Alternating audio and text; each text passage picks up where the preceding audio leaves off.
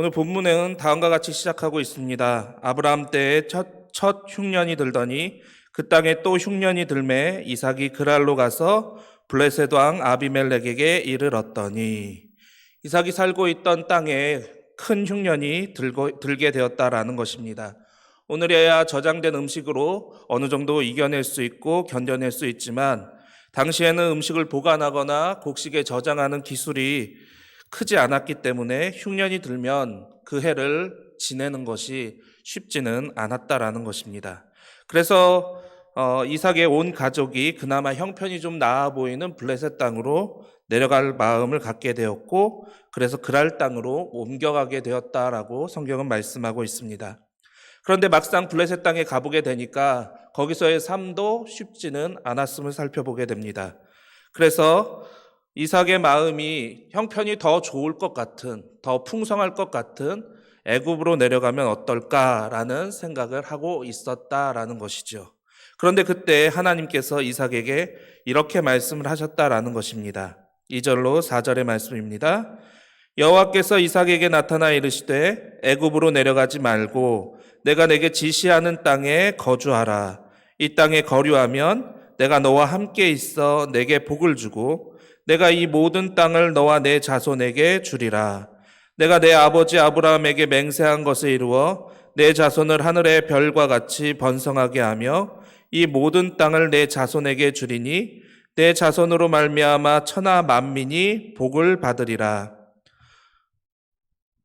본래 이삭이 여기보다 애굽이 더 낫다라는 마음을 가졌기 때문에 애굽으로 생각할 마음을 품고 그렇게 계획을 하고 그렇게 준비하고 있을 그때 하나님께서는 이삭에게 어떻게 말씀하셨다고요? 애굽으로 내려가지 말고 지금 살고 있는 여기에 머물러 있으라라고 말씀하셨다라는 것입니다. 그러면 하나님께서 아버지 아브라함에게 주시기로 한 그 복을 자신에게 주시겠다라는 것입니다. 그러면 여러분이라면 어떤 선택이 현명한 선택이다라고 생각하시겠습니까?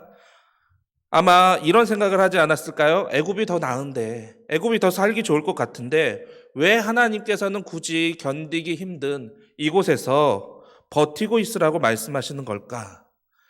어쩌면 인간적으로 그런 마음과 그런 생각이 우리에게 들지 않겠습니까? 그런데 그때 이삭은 어떤 선택을 했을까요? 하나님의 말씀대로 이 블레셋 땅에 머물기로 했다라는 것입니다. 하나님의 말씀에 순종해서 여기에서의 삶이 힘들기는 하겠지만 거기에 살게 하신 하나님의 뜻이 있음을 믿기에 여기에 살기로 작정했다라는 것입니다. 그래서 그랄 지역에 머물게 되면서 이삭은 이 흉년으로 인하여서 가축을 돌보는 것뿐만 아니라 농사도 한번 지어봐야 되겠다라는 생각을 하게 되었다라는 것이죠. 그런데 사실 그 이전까지 이삭은 농사를 지어본 적이 없었다라는 것입니다. 그러니까 당연히 농사에 대한 전문적인 지식도 없었고 여러 가지 애로사항과 여러 가지 힘든 일들이 많았다라는 거죠. 그러니까 그 주변의 다른 사람들이 보기에는 농사도 한번 지어보지 않은 사람이 무슨 땅에 농사를 짓겠다라고 하는 것인지 무모하다라는 생각을 좀 하지 않았을까요? 그런데 결과는 어떻게 되었다라고 성경은 말씀하고 있습니까? 함께 읽지는 않았지만 12절의 말씀에 이렇게 기록이 되어 있습니다. 이삭이 그 땅에서 농사하여 그의 100배나 얻었고 여호와께서 복을 주심으로 라고 기록이 되어 있습니다. 다시 말해 생애 처음으로 어떻게 보면 처음으로 짓게 된 이 농사였음에도 불구하고 그리고 한 번도 지어보지 않았던 농사였음에도 불구하고 더군다나 흉년이라 농사를 짓기에도 많은 애로사항이 있었던 상황이었음에도 불구하고 이삭이 100배의 수확을 얻게 되었다라는 것입니다. 그것도 흉년에 누리게 되는 100배의 축복이다라는 것이죠. 그러니까 평상시에 누리게 되는 100배의 축복보다 더 큰 은혜와 복을 누리게 되었다라는 겁니다.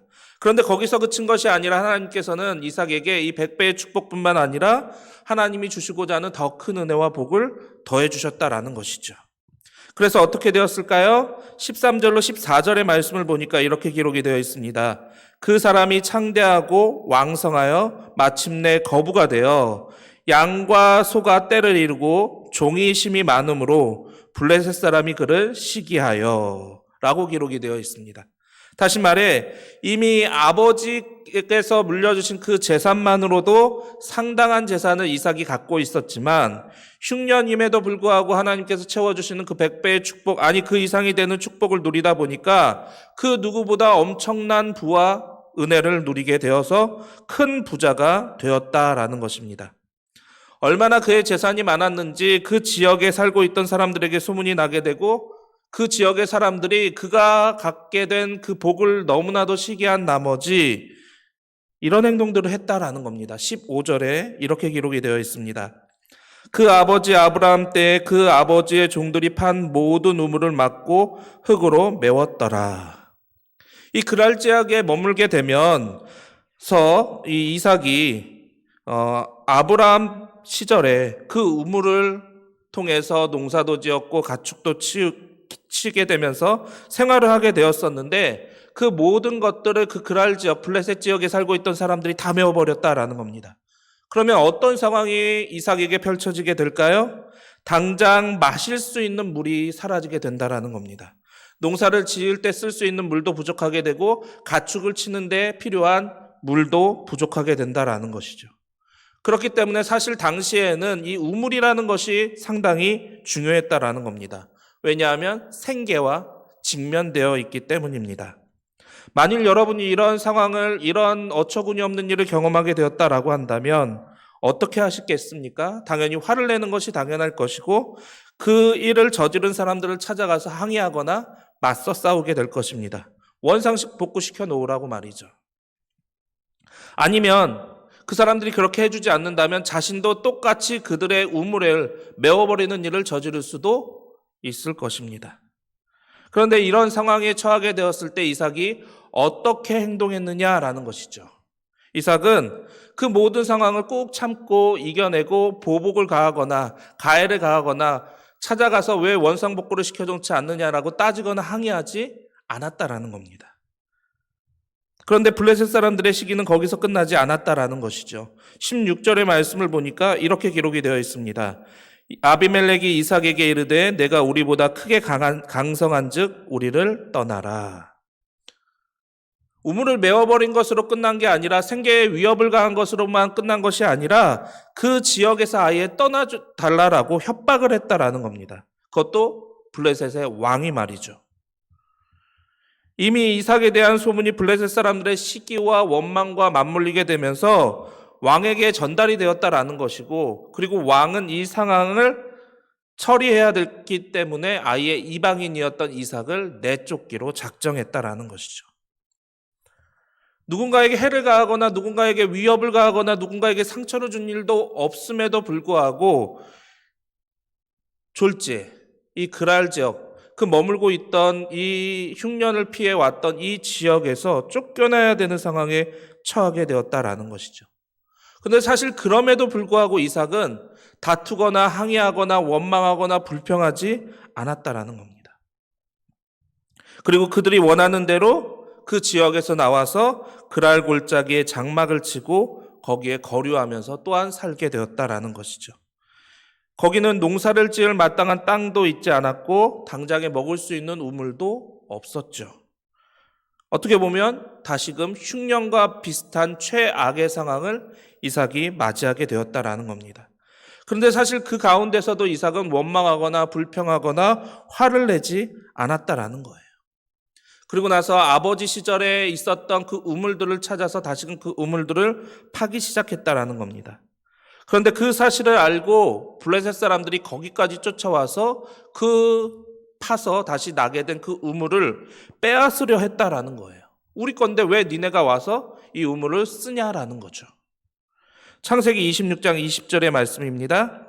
그랄 목자들이 이삭의 목자와 다투어 이르되 이 물은 우리의 것이라 하며 이삭이 그 다툼으로 말미암아 그 우물의 이름을 에색이라 하였으며, 분명히 아버지께서 썼던 우물이었음에도 불구하고 그랄 지역 목자들이 와서 이거 우리 거니까 쓰지 마라고 빼앗으려고 했다라는 겁니다.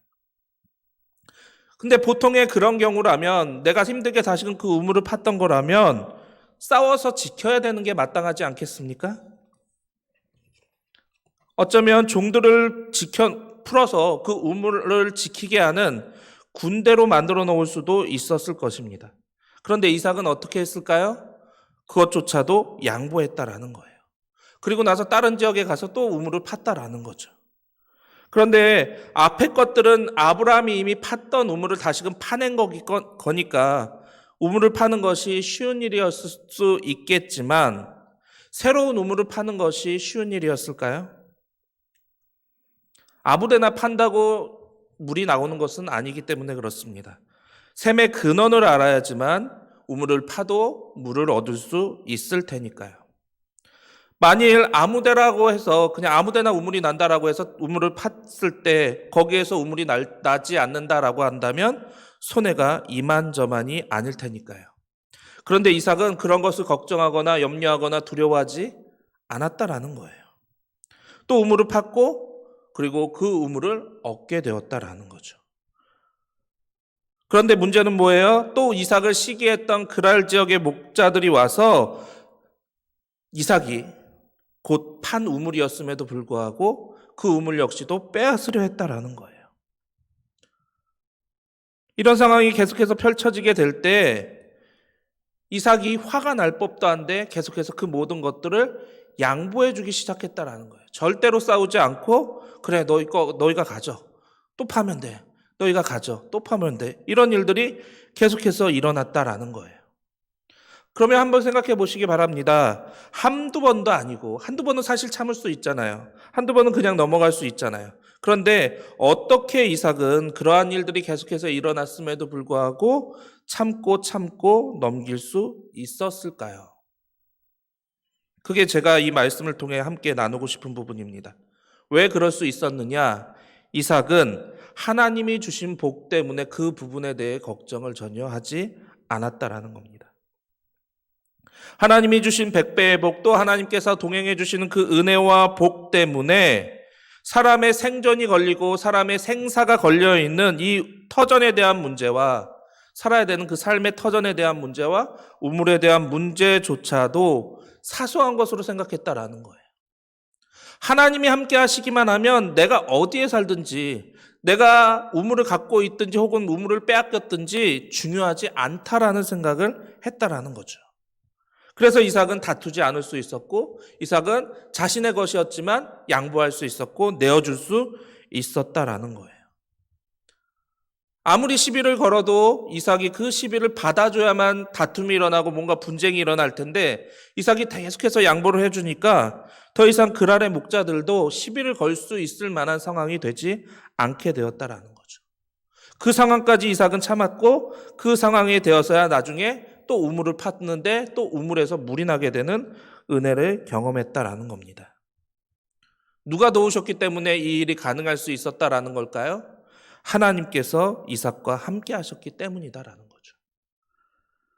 하나님의 도우심이 없었다라고 한다면 아마 이삭은 이러한 인내와 이러한 양보의 마음, 이러한 순종의 마음이 없었을 것이다라는 거예요. 사실 이삭도 이 부분에 대해서 명확하게 알고 있었다라는 겁니다. 그래서 창세기 26장 22절에 가면 이렇게 말하고 있습니다. 이삭이 거기서 옮겨 다른 우물을 팠더니 그들이 다투지 아니하였으므로 그 이름을 르호봇이라 하여 이르되 이제는 여호와께서 우리를 위하여 넓게 하셨으니 이 땅에서 우리가 번성하리로다 하였더라. 이삭은 자신이 누리고 있는 모든 복이 자신이 운이 좋아서 자신이 재주가 좋아서 자신이 능력이 있어서 이 모든 성과를 이뤄냈다라고 생각하지 않았다라는 거예요. 하나님께서 이 모든 상황을 만들어 주셨고 하나님께서 은혜를 베풀어 주셨기 때문에 이 모든 것이 자신의 것이 될 수 있었다라는 것을 너무나 잘 알고 있었다라는 거죠. 그러니까 하나님께 받은 은혜와 하나님이 동행하시는 복이 있는 한 이삭이 다툴 필요가 없었다라는 거죠. 이삭이 그들과 경쟁할 필요도 없었고 그들의 시기를 받아줄 필요도 없었다라는 거예요. 하나님이 자신과 함께 하시는 한 자신에게는 불가능한 일이 전혀 없다라는 사실을 이삭은 너무나도 잘 알고 있었기 때문입니다. 그러니까 하나님의 말씀에 순종하기만 하면 하나님의 말씀에 따라가기만 하면 된다라는 것을 잘 알고 있었다라는 것이죠. 사랑하는 성도 여러분, 바라기는 이 말씀이 우리에게 생명의 말씀이 되시기를 주님의 이름으로 축원드립니다. 때와 상황만 보면 사실 이삭이 처한 그 때와 그 상황은 결코 좋은 것이 아니었어요. 어떻게 보면 그랄에 머물러 있는 것보다 이삭이 처음 생각했던 대로 애굽으로 내려가는 것이 좋은 선택일 수밖에 없었다라는 거죠. 사실 그렇잖아요. 그랄 지역에 머물렀음에도 불구하고 그랄 지역 사람들에게 냉대를 당했고 쫓겨나는 상황을 당했고 절대로 유쾌하지 않은 그 상황과 형편을 경험했다라는 거죠. 그러나 그럼에도 불구하고 하나님의 말씀에 순종해서 그 지역에 머물고 있으라는 그 말씀에 순종해서 버티고 있었을 때 이삭은 애굽에서는 절대 누리지 못할 하나님의 엄청난 은혜와 복을 누렸으며 하나님과 동행하는 축복을 경험하게 되었다라는 겁니다. 그러니까 이삭에게 있어서 가장 중요한 건 무엇이었겠어요? 하나님이 지금 나와 함께 하시느냐? 그렇지 않으냐? 내가 그랄 지역에서 쫓겨난다 할지라도 내가 이 우물로 인해서 분쟁이 일어났다 할지라도 하나님이 함께 하시기만 하면 쫓겨나도 어디에 가든 상관이 없다라고 생각했다라는 것이죠. 걱정할 필요도 없고 근심할 필요도 없었다라는 거예요. 그리고 하나님께서 이삭이 하나님의 말씀에 순종했던 그대로 그 모든 살 길을 마련해 주셨던 것이고요. 그렇습니다. 인생을 사는 데 있어서 상황이 중요할 수도 있고 형편이 중요할 수도 있어요. 물론 이 부분은 중요한 요소 중에 하나이겠죠. 그런데 정말 중요한 것이 무엇일까요? 하나님께 지금 우리가 그 말씀에 순종하고 있는가? 하나님이 지금 우리와 함께하고 계시는가? 바로 이것이다라는 겁니다. 이것만 확실하다라고 한다면 우리는 우리의 삶을 걱정할 필요가 없다라는 것이죠. 왜냐하면 하나님께서 우리의 삶과 인생을 책임져 주실 것이기 때문입니다. 하나님이 우리와 함께 하시면 세상에 그 어떤 것도 두려울 것이 없다라는 것이죠. 사랑하는 성도 여러분, 이 말씀을 우리의 삶에 적용할 수 있게 되시기를 바랍니다. 많은 이들이 코로나로 인하여서 경제적인 어려움으로 인하여서 힘들어하고 어려워하고 있죠. 지금의 상황과 형편을 놓고 볼 때 그 어떤 선한 결과물도 기대할 수 없을지 모릅니다. 마치 이삭 당시에 전 세계를 휩쓴 흉년과 같은 상황이 이 코로나로 인해 전 세계를 휩쓴 상황과 똑같지 않습니까? 그런데 중요한 것은 무엇일까요? 그렇지만 하나님이 함께 하시게 되면 그러나 우리에게 희망이 있고 우리에게 길이 있고 우리에게 생명이 있다라는 겁니다. 하나님께서 이삭을 지켜주시고 인도하여 주셨듯이 우리의 삶도 지켜주시고 인도해 주실 것이기 때문입니다. 그러니 우리는 어떻게 하면 될까요? 하나님의 말씀에 순종하기만 하면 된다라는 겁니다. 하나님의 말씀을 의지하면서 살아가면 된다라는 겁니다. 이 세상에 살아가고 있지만 하나님의 말씀을 붙잡으며 하나님의 뜻대로 하나님의 방법대로 살아가면 된다라는 겁니다. 그러면 하나님께서 이삭을 지켜주셨듯이 우리의 삶 역시 지켜주실 것이기 때문입니다. 사랑하는 성도 여러분, 이 말씀을 믿으며 끝까지 하나님만 의지하실 수 있게 되시기를 바랍니다. 그래서 하나님의 뜻에 순종하며 나아감으로 인하여서 이 힘든 상황을 똑같이 경험하고 있지만 하나님의 자녀로서 하나님께서 주시는 은혜와 복을 온전하게 누리게 되는 축복이 있기를 주님의 이름으로 간절히 축원드립니다. 기도하시겠습니다.